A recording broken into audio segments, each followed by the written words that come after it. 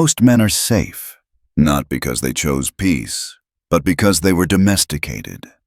They were trained to trade their claws for comfort, their teeth for approval, their edge for applause. They learned early that being agreeable felt safer than being powerful, that blending in felt smarter than standing alone. They enter rooms and nothing shifts. They speak and get talked over. They feel anger and swallow it. They feel ambition and apologize for it.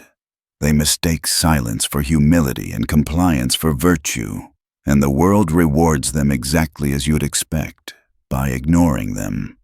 But then there's another kind of man. You felt him before, even if you couldn't name it. He doesn't announce himself. He doesn't posture. He doesn't need volume to take up space. When he walks into chaos, the noise reorganizes itself around him. Not because he demands attention, but because something ancient in people notices him. A pressure change, a gravity shift, an instinct that says, "Be careful here." This is the man Niccolo Machiavelli wrote for. Not the harmless, not the obedient. He wrote for the ones willing to see the world as it is, not as it's sold. He understood something most people spend their entire lives avoiding. In a world of wolves, being a sheep isn't noble. It's suicidal. If you're here, it's because something inside you is changing. You're exhausted from performing goodness for people who don't respect it. You're tired of the nice guy script that promised safety and delivered invisibility. You feel a cold clarity forming sharp, quiet, unsettling. You're not becoming cruel. You're becoming awake. And awakening always feels like loss before it feels like power. Let's get precise. When I say dangerous, I don't mean violent. Violence is what happens when a man has no control. True danger is quieter than that. It's the danger of an iceberg, still, massive, indifferent to opinion. It doesn't chase ships. It simply exists. And ships that don't respect it sink. A dangerous man cannot be guilted, rushed, or shamed into submission. He knows who he is, and that self-knowledge makes him immovable. Machiavelli had a word for this. Virtù. Not virtue in the moral, obedient sense, but capability. Effectiveness. The ability to look reality in the eye without flinching and move through it with precision. Virtù is strength without theatrics. It's competence paired with nerve. And it begins with a painful death, the death of the nice guy. The first sign you're becoming dangerous is that your need to be liked is collapsing. For years, you were taught that politeness would protect you, that accommodation would earn loyalty, that if you bent enough, the world would eventually bend back. But you've audited your life. You've looked at the evidence, and you've realized the truth. The nice guy doesn't finish last because he's good. He finishes last because he's afraid. His kindness isn't a choice. It's a compulsion. He agrees because he fears conflict. He over-explains because he fears rejection. He gives because he fears being forgotten. And the moment you see this clearly, something inside you hardens, not into bitterness, but into resolve. You stop confusing goodness with weakness. This is where Machiavelli's most misunderstood insight cuts through the noise. It is safer to be feared than loved when you cannot be both. Not because fear is noble, but because love, when it's conditional, evaporates under pressure. Love based on convenience dissolves the moment it costs something. Fear measured, quiet fear anchors respect. It creates boundaries. It holds shape. You feel this shift when your no changes weight. In the past, you softened it. You apologized for it. You wrapped it in excuses to manage other people's emotions. Now, you say no and you stop talking. You don't justify how you spend your time, energy, or attention. And this unsettles people. They say you've changed. What they mean is you've become harder to use. This is not cruelty. This is sovereignty. Strategic cruelty, as Machiavelli understood it, isn't about hurting others. It's about refusing to sacrifice yourself to avoid discomfort. The nice guy delays hard conversations to stay liked. The dangerous man has them immediately because he values truth over harmony. He cuts off dead weight without drama. Friends who drain him. Habits that weaken him. Patterns that keep him small. He closes doors quietly and permanently. If you notice your guilt dissolving when you disappoint people, pay attention. That isn't moral decay. It's the emergence of self-rule. You're realizing something fundamental. You are the king of your own inner state, and a king who begs for approval is already overthrown. This is the threshold, the moment where the old identity starts to rot and the new one hasn't fully formed yet. It feels cold here, lonely, exposed. But this is where power incubates, like a blade forged under pressure, not praise. And this is only the beginning. The second sign arrives quietly, almost invisibly. There's no dramatic moment, no announcement, no emotional high. Instead, you notice something strange. You don't react the way you used to. The world still pushes, people still test, chaos still knocks. But there's a pause now, a gap between stimulus and response. And inside that gap, you are calm. Look at the average man. He lives exposed. Every nerve is on the surface. A careless comment ruins his mood. A passive-aggressive email hijacks his day. Rejection sends him spiraling. Bad news floods his body with fear. He is a puppet, and the world has learned exactly where the strings are. Anyone can reach inside him and squeeze. But you're changing. You feel a distance growing, not numbness, but separation. Events happen, yet they no longer own you. You observe before you act. You listen before you speak. Machiavelli described this through the image of the lion and the fox. The lion is strength, raw and direct. But strength without cunning walks into traps. The fox survives because it studies before it moves. You are becoming the fox. This is what emotional zero point feels like. You can stand in the middle of tension without absorbing it. A room can be loud while your pulse stays slow. People mistake this for apathy. They think you don't care. The truth is more dangerous. You care selectively.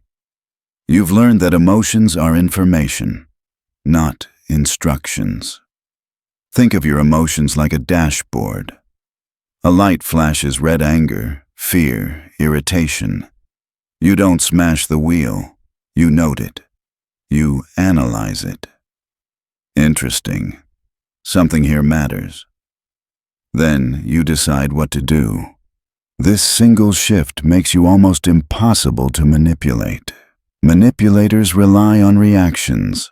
They provoke to see you jump. They insult to pull you into defense. They guilt you to regain control. But what happens when they poke you and you don't move? When they insult you and you don't explain? When they cry and you don't rush to fix it? Their leverage evaporates. You become a mirror. Their behavior reflects back at them, unabsorbed. Machiavelli wrote about fortune as a raging river. Most men are swept away by it, drowning in circumstances they never chose. But the man of virtue builds dams. He channels chaos instead of fighting it. Emotional control is your dam. It doesn't stop the river.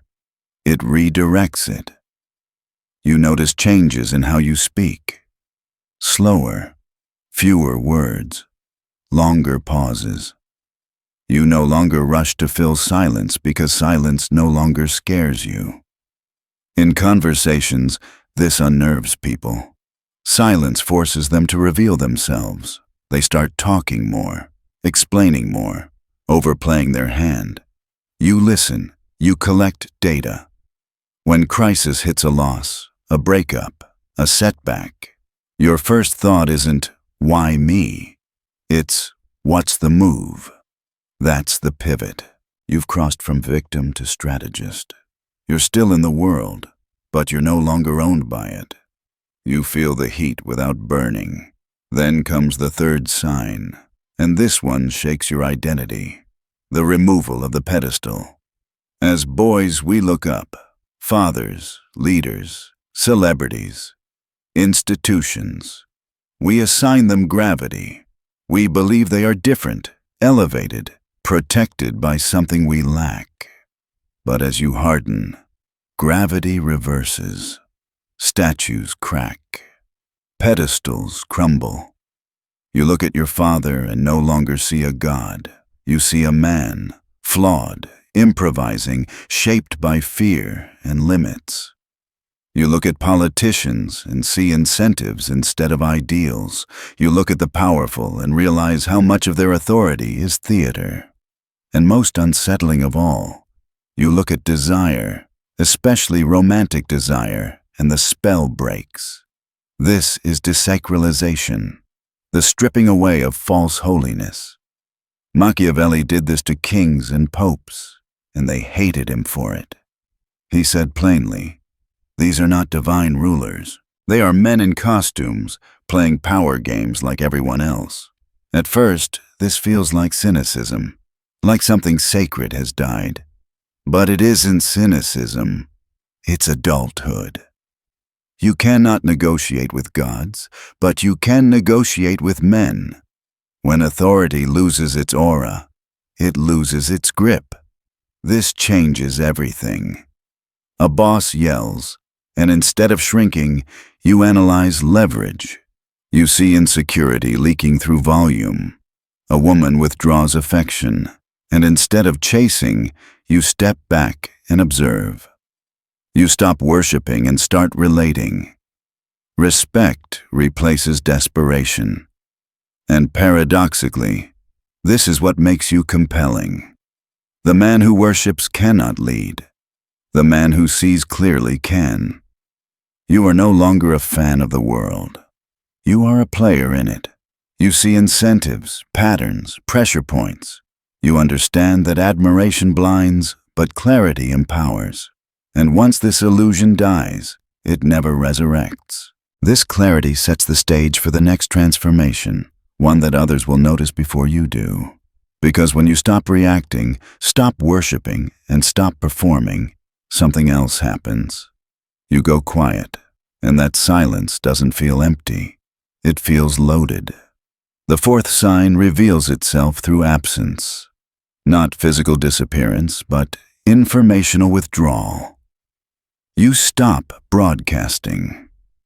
In a world addicted to noise, this alone makes you stand out. Look around.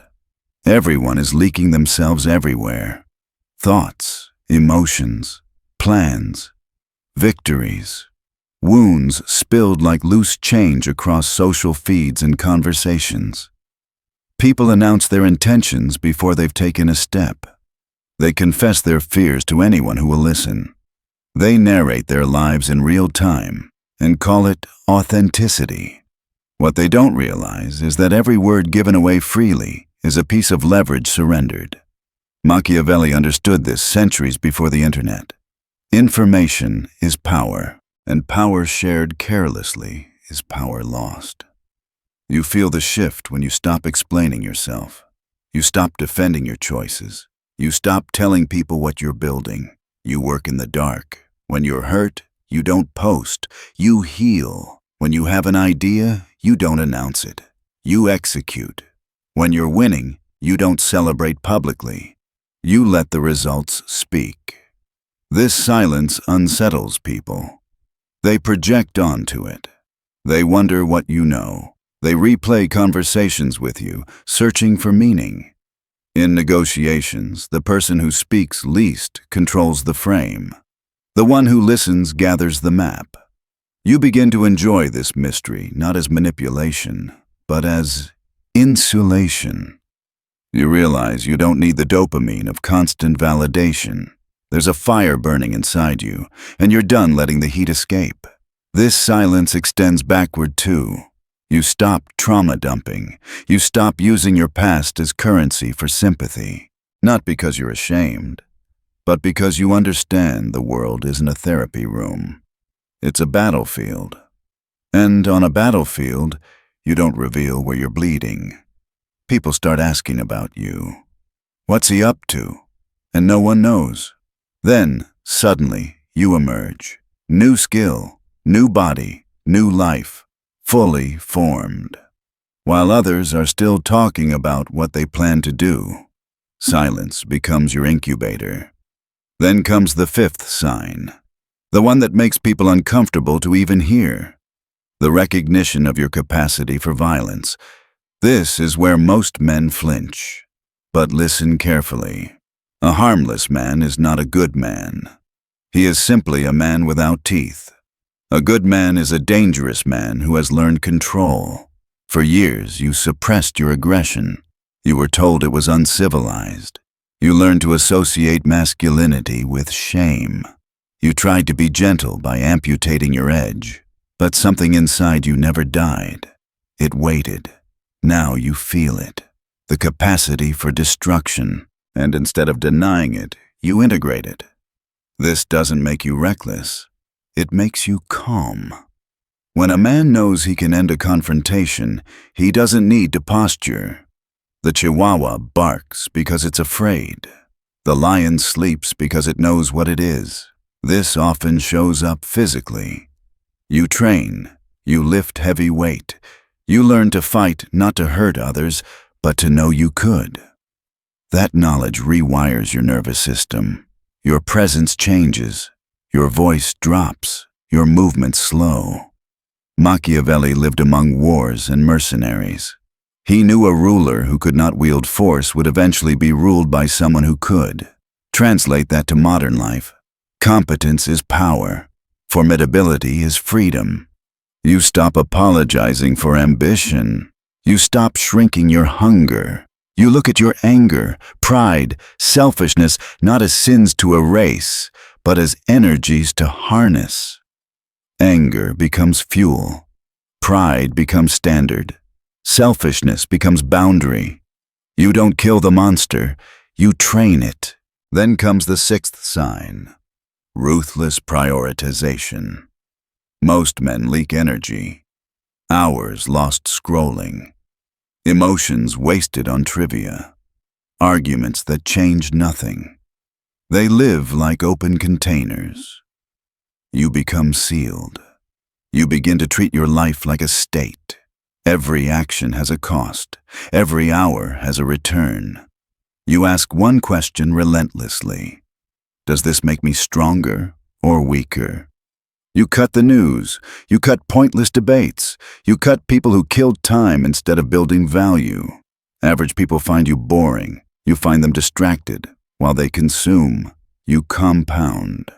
Skills, health, capital, focus. You become a sniper. One shot. No wasted movement. This scares people. Your progress becomes a mirror they didn't ask for. They call you obsessed. Let them. Obsession is just dedication without permission.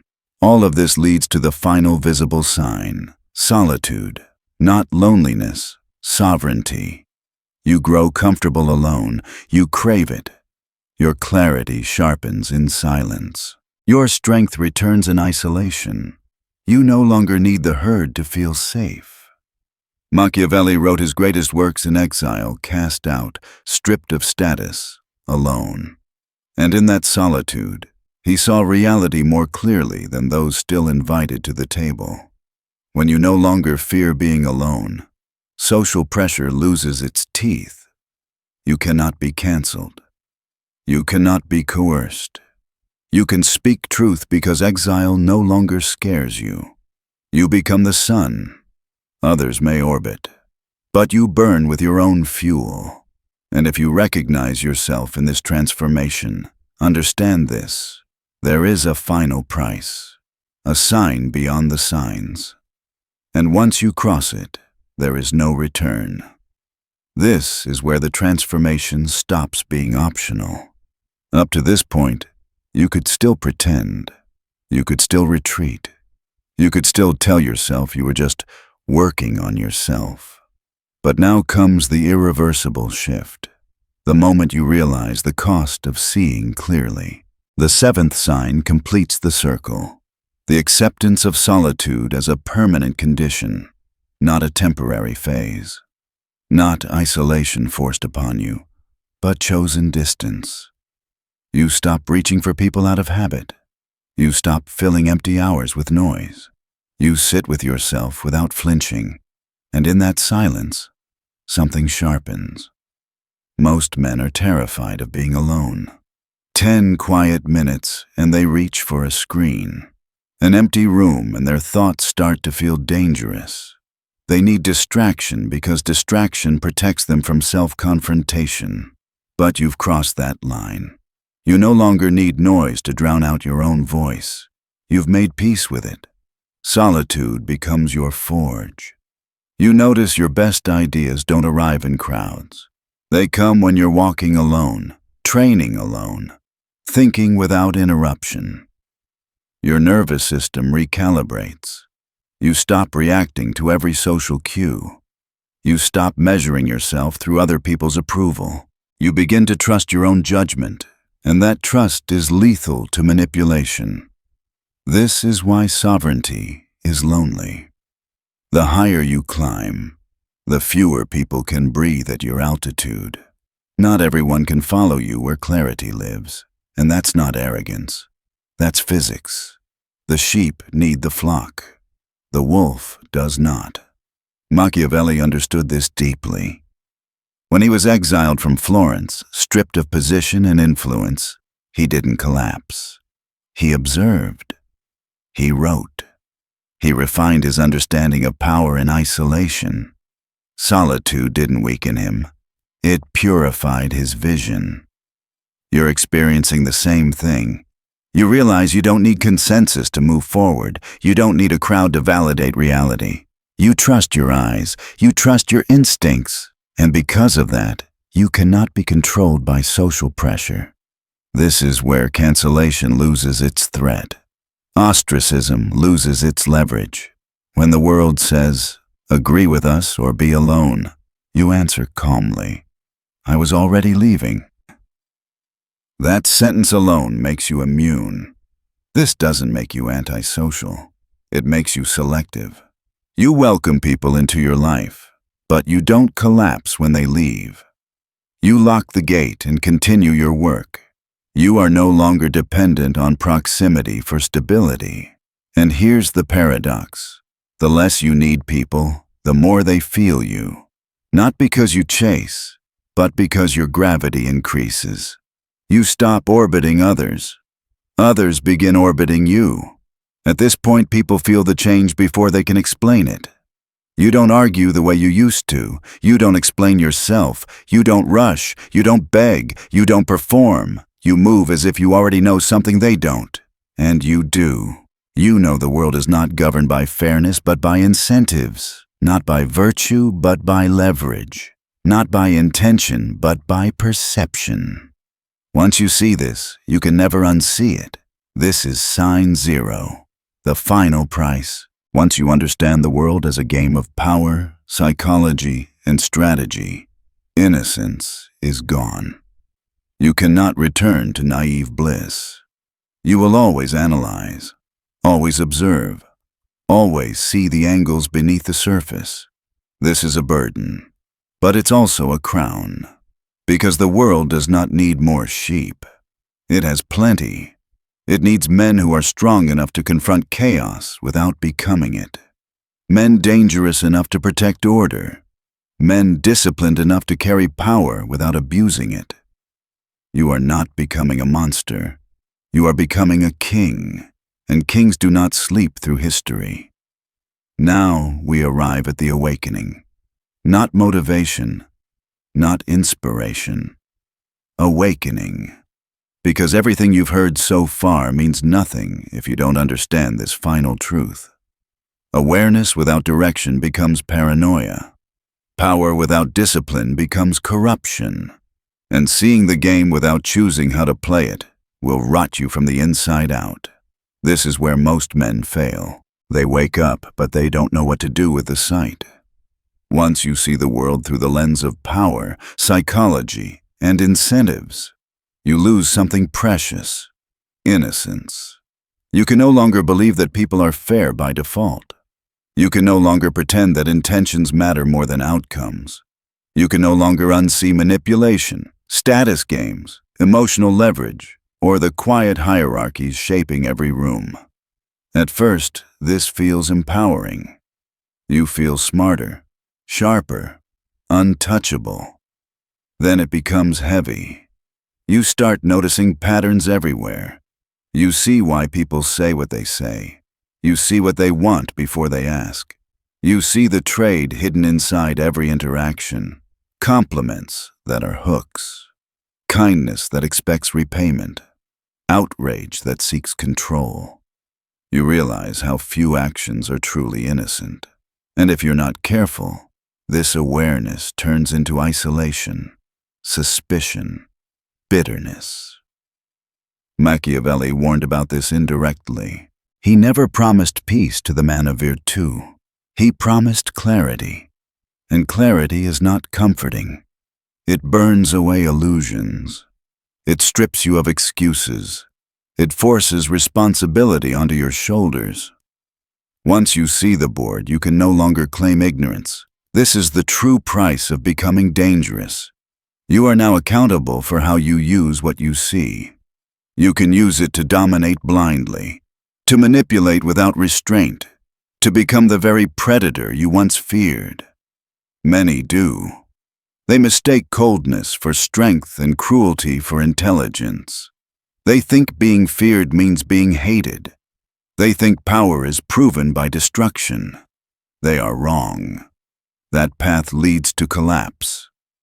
The dangerous man Machiavelli envisioned was not a thug. He was a strategist, a builder, a ruler of self before ruler of others. He understood that power without control invites rebellion. Power without legitimacy invites knives in the dark. This is where your discipline must exceed your insight. You must decide who you are becoming. Not the harmless man who avoids conflict at all costs. Not the tyrant who creates enemies everywhere he walks. But something rarer and more difficult. A man with teeth who chooses when not to bite. This is why mastery of self is the final frontier. You've learned silence, but now you must learn when to speak. You've learned detachment, but now you must learn where to commit. You've learned control, but now you must learn direction. Without direction, power becomes noise. Ask yourself this: what are you building? Not what are you avoiding? Not who are you proving wrong? But what is the state you are constructing with your time, energy, focus, and presence? Machiavelli treated life like governance. Every choice either strengthened the state or weakened it. Every alliance either expanded influence or created vulnerability. Every indulgence had a cost. You must now do the same. Your body is territory. Your mind is infrastructure. Your time is currency. Your attention is military force. Where are you deploying it? This is where the transformation becomes visible to the world. Not because you announce it, but because your life starts producing results that don't need explanation. Your calm becomes intimidating. Your absence becomes noticeable. Your presence becomes weighted. People feel that you are no longer available for nonsense. They test you. Subtly at first. A small disrespect. A boundary probe. A request disguised as entitlement. This is where many men relapse, explaining, softening, justifying. You don't. You respond with clarity or not at all. You enforce boundaries without anger. You withdraw without drama. You act without apology. and something profound happens. The world recalibrates around you. Not everyone stays. Some leave. Some resent you. Some try to undermine you quietly. Let them. That is the tax of sovereignty. But others adjust. They respect the lines you draw. They listen more closely. They choose their words carefully.